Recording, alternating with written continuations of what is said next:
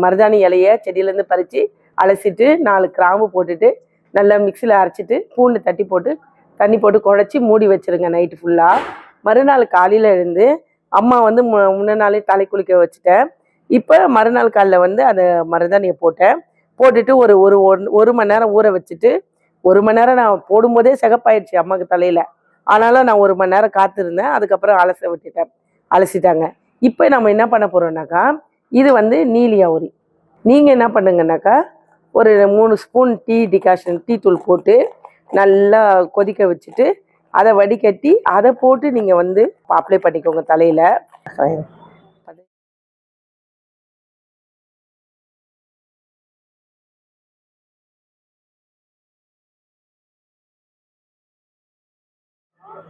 எப்படியே இருக்கட்டும். அம்மாவுக்கு நம்ம என்ன செய்ய போகிறோம்னாக்கா 1 hour கழித்து வரப்போகிறோம். அந்த அவுரி போட்ட வரலாம் பாருங்கள் கருப்பாக இருக்குது பாருங்கள்.